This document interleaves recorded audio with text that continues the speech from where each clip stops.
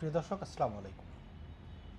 এই যে মহিলাকে দেখতে পাচ্ছেন আপনারা, এটা ফেসবুকে আজকে বার্তা 24 একটা মহিলার বক্তব্য দিয়েছে। এটা মনে হয় কোনো একটা ব্যাংকের আমানতকারী। আজকে ঢাকায় এবং চট্টগ্রামে বেশ কয়েকটা জায়গায় আমানতকারীদের বাংলাদেশের 5টি ব্যাংকের মার্চকৃত 5টি ব্যাংকের আমানতকারীরা বিভিন্ন জায়গায় এজিটেশন করেছে, আন্দোলন করেছে। বাংলাদেশ ব্যাংকের সামনেই তারা আন্দোলন করেছে। আন্দোলনের মধ্যে এই মহিলা একটা জ্বালাময়ী বক্তব্য দিয়েছেন। এই জ্বালাময়ী বক্তব্যটা আমার একটা বিষয় আমার উইন্ডো করে দিয়েছে। আমি ইতিমধ্যে বাংলাদেশ ব্যাংকের সাবেক গভর্নর আহসান এস মনসুর সাহেব, ওনার বাংলাদেশ ব্যাংক থেকে ওনার প্রস্থানটা অনেকে বিভিন্নভাবে প্রশ্ন তুলেছেন।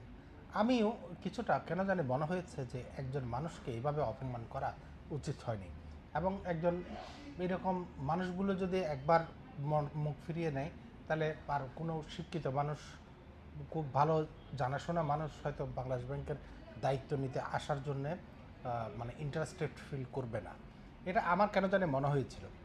কিন্তু এই মহিলার একটা কথা আমার হুট করে আমার উইন্ডো একটা খুলে দিয়েছে।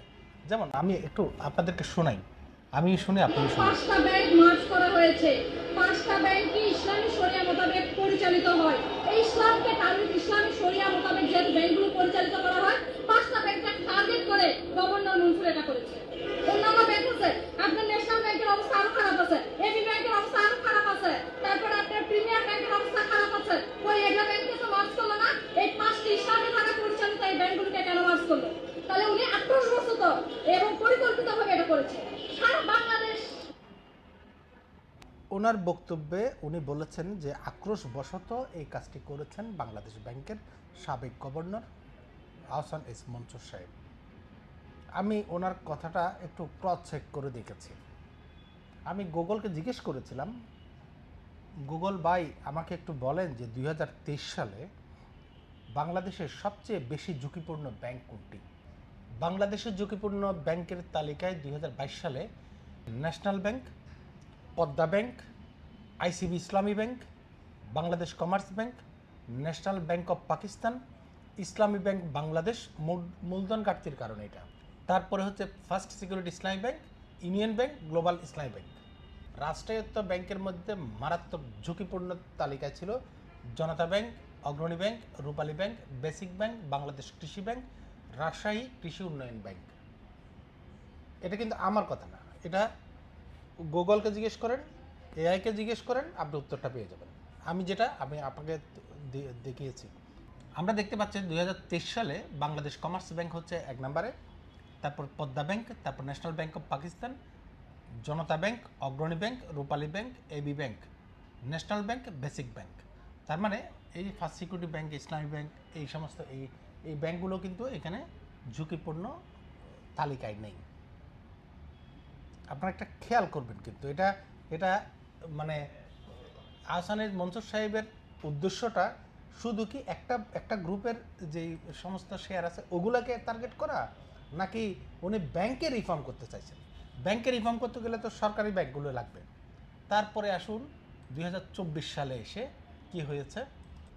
2024 সালে এসে আমরা দেখতে পাচ্ছি বাংলাদেশের সবচেয়ে ঝুঁকিপূর্ণ ব্যাংকের তালিকায় হচ্ছে রাষ্ট্রায়ত্ত মালিকানাধীন ব্যাংকগুলোর মধ্যে Janata, Agrani, Rupali, basic, Bangladesh commerce bank, BDBL, Bangladesh Krishi bank এবং রাজশাহী কৃষি উন্নয়ন ব্যাংক।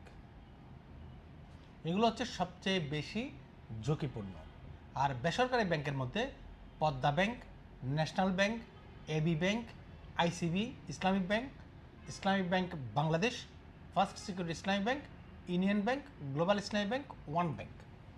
তো এখন কথা হচ্ছে, এই ব্যাংক মার্চ করতে যাচ্ছেন ওই নির্দিষ্ট একটা গ্রুপের, বলতে গেলে সোজা সাপটা কথা চট্টগ্রামের অ্যাসালম গ্রুপের, যারা, যদি আমরা স্পষ্ট করে বলতে পারি যে চট্টগ্রামের অ্যাসালম গ্রুপকে কেন্দ্র করে, মানে টার্গেট করে আপনার সমস্ত কার্যক্রম দিনের সকালবেলা বিসমিল্লা করে যাত্রা শুরু হতো অ্যাসালম গ্রুপকে নিয়ে, আবার শেষটাই হতো মনে হয় অ্যাসালম গ্রুপকে নিয়ে। না হলে আপনি যে 5টা ব্যাংকে মার্চ করতে চেয়েছেন, তাহলে 5টা ব্যাংকের মধ্যে ন্যাশনাল ব্যাংক নেই কেন? তাহলে বেসিক বা ইসলামিক ব্যাংক নাই কেন? এখানে এখানে পদ্মা ব্যাংকটা নাই কেন? এখানে এবি ব্যাংকটা নাই কেন? আইসিবি ইসলামী ব্যাংক এটা কেন নাই? তাহলে 10টা ব্যাংক কি একত্র হইতে পারতো না?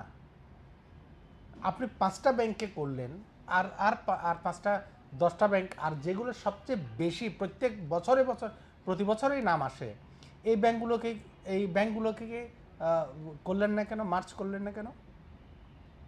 তাহলে বোঝাই যায় আপনি টার্গেট করে আপনি মহিলা যেটা এবং যে অভিযোগটা করেছে এটাই 100% সত্য।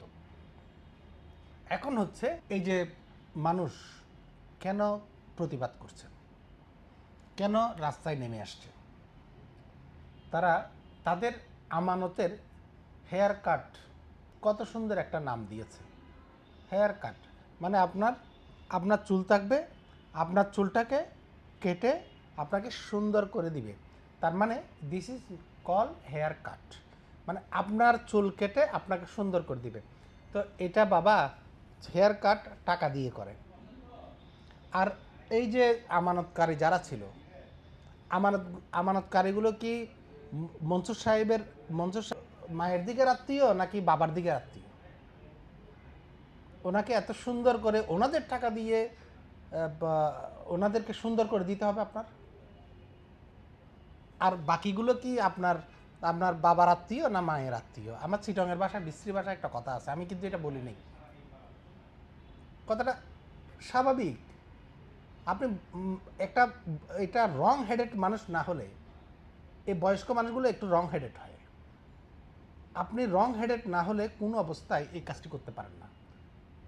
আপনি যখন অভিভাবক, আপনি সবার অভিভাবক, বাংলাদেশের ঝুঁকিপূর্ণ সমস্ত ব্যাংকের অভিভাবক আপনি।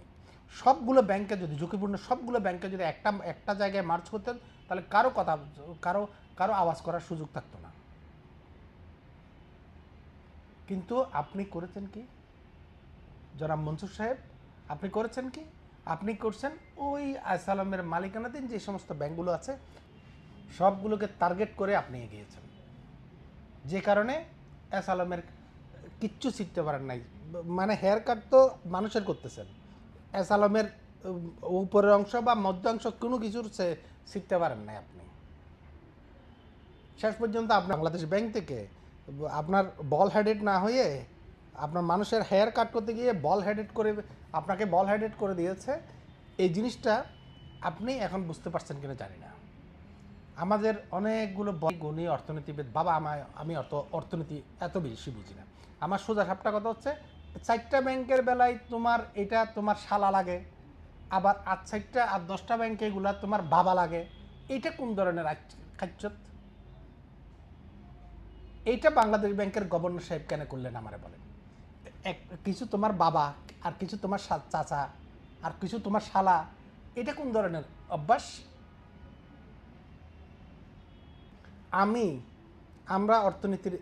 আমরা ম্যানেজমেন্টের স্টুডেন্ট, অর্থনীতিও পড়েছি।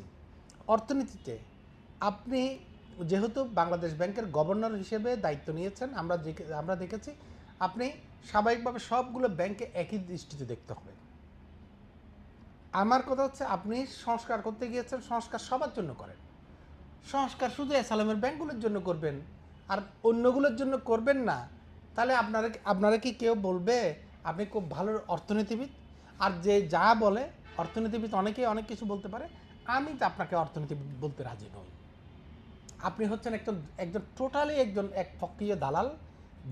যে কাজটা করতে গিয়েছেন, আপনি বিকাশ কি বাংলাদেশের আওয়ামী লীগের আমলে কি ব্যবসা করেনি? আপনি বিকাশের উপর কোনো নজর দিয়েছিলেন? কোনো এম্বার্গো ছিল? আপনি নগদের কেন মালিকানার উপর হস্তক্ষেপ করলেন? আপনি নগদ একটা ডিজিটাল প্ল্যাটফর্ম, ওইটার উপর হস্তক্ষেপ কেন করলেন? একটা নতুন ইনভেনশন নগদটা তো ভালোই করেছিল, এটা কি ঋণ খেলাপি ছিল? এটার উপর কেন হাত দিলেন? আপনি নগদের উপর হাত দিলেন, আসালামের মানে ব্যাংকগুলোর দিকে হাত দিলেন, অন্যান্য ব্যাংকগুলো আপনার তালতো ভাই। মানে এই 1.5 বছরে আপনি যেটা কাজটা করেছেন, বাংলাদেশের ইতিহাসে আপনি যেমন যে নোংরামিটা করেছেন, আপনার সাথেও ঠিক একইভাবে নোংরামিটা করেছে। আপনি কিছু মানুষের পারপাস সার্ভ করেছেন। ন্যাশনাল ব্যাংকে দায়িত্ব নেয়ার পরে আপনি ন্যাশনাল ব্যাংকে তুলতে গিয়েছেন, যে ন্যাশনাল ব্যাংকের ডাইরেক্টর একজন একটা ব্যাংকের এমডিকে গুলি করে দিয়েছিল, ওই ব্যাংকে আপনি বাঁচাইতে গেছেন। কারণ ওখানে একটা আপনার বাবা একটা ওখানে আছে না, ওখানকার চেয়ারম্যান তো আপনার বাবার বাবা, ঘাড় বাড়ে ধরবে। তো আপনি তো পারেন নাই, ন্যাশনাল ব্যাংকে তো ধরতে পারেন নাই। তো এই জন্যেই আসলে আপনি এটা আপনার প্রাপ্য ছিল। আর যারা যারা ইনিয়ে বিনিয়ে প্রকাশ্যে যারা বলছেন যে এই ধরনের ঘটনা ঘটা উচিত না, হ্যাঁ, এই ধরনের ঘটনা ঘটা উচিত না কাদের জন্যে? যারা খুব ভালো মানুষ তাদের জন্যে, যারা নিরপেক্ষ থাকতে পারে তাদের জন্যে। ওই এস আলমের নাম দিয়ে তাদের এই আমানতকারীদের হেয়ার কাট করে দিবেন, এটা কোন মধ্যযুগীয় কারবার? আবার তাও আবার আপনাকে আমাকে বিশ্বাস করতে হবে, আমাকে আবার এটাকে ডিফেন্ড করতে হবে। এখন আমাকে অনেকেই বলবেন এখানে এস আলমের দালাল ভাই করগা, তো যেরকম ইচ্ছা সেরকম বর। ফালতু কোথাকার। রাষ্ট্রের একটা ক্রুশিয়াল মোমেন্টে রাষ্ট্রীয় ব্যাংকগুলোতে এই পর্যন্ত আমরা একদম আমার জ্ঞান মতে 96 থেকে আমি দেখে আসছি বাংলাদেশের রাষ্ট্রীয় ব্যাংকগুলো প্রত্যেকটা ব্যাংক কিন্তু ঝুঁকিপূর্ণ। কিন্তু বাংলাদেশের কোনো সরকার কি বাংলাদেশের এই যে রাষ্ট্রীয় ব্যাংকগুলোতে টাকা রাখার পরে টাকা পায় নাই কোনো আমানতকারী, এরকম কোনো রেকর্ড কি বাংলাদেশের কোনো সরকার, কোনো গভর্নর এরকম কোনো নজির কি দেখিয়েছে কখনো? কেউ বলতে পারবেন? বাংলাদেশের এই সমস্ত রাষ্ট্রীয়ত্ব ব্যাংকগুলো যে ঝুঁকিপূর্ণ, এটা বাংলাদেশের কোনো সরকার বা বাংলাদেশের কোনো গভর্নর কখনো কোনো অবস্থায় এই ব্যাংকগুলোতে কোনো টাকা না রাখার জন্য কেউ কি বলেছে? কিন্তু আহসান ইস মনসুর সাহেব সরাসরি বলেছে এই সমস্ত ব্যাংকগুলো টিকবে না, এগুলা এগুলা এগুলা এগুলা এগুলো ধ্বংস হয়ে যাবে। উনি সরাসরি বলেছেন। উনি এগুলো বলার কারণে বাংলাদেশের মানুষ এই ব্যাংকগুলো থেকে টাকা উত্তোলন করেছেন। এখন সোজা সাপটা কথা হচ্ছে, ভাই আমরা অনেক জ্ঞানী মানুষ দেখেছি, কিন্তু বাংলাদেশে হচ্ছে কি জানেন, জ্ঞানী মানুষগুলো চাকরি করে, কিন্তু ক্লাসের ব্যাকবেঞ্চাররা কিন্তু প্রতিষ্ঠিত হয়, শিল্পপতি হয়। এটা হচ্ছে বাস্তবতা, বাংলাদেশের বাস্তবতা। এরা ওই বাইরে, চকের বাইরে কোনো কিছু করতে পারে না। তা এখন নতুন একজন গভর্নর আসছেন, একজন ব্যবসায়ী হয়েছেন, তাও আমরা একটা নতুন ব্যবসায়ীকে আমরা দেখতে পারি। তো আমরা নতুন একজন ব্যবসায়ীকে বাংলাদেশ ব্যাংকের গভর্নর করেছেন। এতে অসুবিধার কি হলো ভাই? আমরা বলেন তো, এখন দেখি না একটু আমরা এই ধরনের একটা এক্সপিরিয়েন্স নিই না? বোধ ডক্টরেট ডিগ্রিধারী, পিএইচডি ডিগ্রিধারী মানুষ তো দেখেছি আমরা। বাংলাদেশ কি একমন উল্টাই ফেলছে বাংলাদেশ ব্যাংকে। বাংলাদেশ 54 বছরে আমরা কয়টা ব্যাংকের গভর্নর দেখেছি? সবগুলো ডক্টরিয়েট, সবগুলো বিশ্ব ব্যাংকের প্রেসিডেন্ট ছিলেন, এইখানে ছিলেন, ওইখানে ছিলেন, এমন ছিলেন, তেমন ছিলেন, অনেক কিছু তো দেখেছি। কিন্তু এমন তারা কি বালটা উল্টে ফেলছে একদম, যে আমার বাংলাদেশ ব্যাংকের এখনও পর্যন্ত এই 54 বছর পরেও আসি আমাদের ব্যাংক সংস্কার করতে হচ্ছে। আমরা দেখে একটা কমেন্ট করার তো একটা সময় আছে, আমরা এক্সপিরিয়েন্স নিতে হবে। তো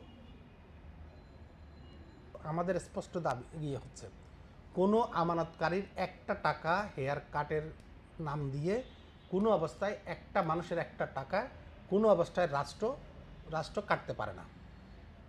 এরা যে রাজপথে আসছে, এরা যে রাজপথে নেমেছে, এটা কিন্তু আমাদের রাষ্ট্রযন্ত্রের দুর্বলতার কারণে। আমি কোনো অবস্থায় একজন আমানতকারীর একটা টাকা হেয়ার কাটের নাম দিয়ে কারো টাকা কাটবেন, এটা হবে না। অন্য ব্যাংকগুলোতে যেমন হেয়ার কাট হবে না, এখানেও কিন্তু হতে পারে না।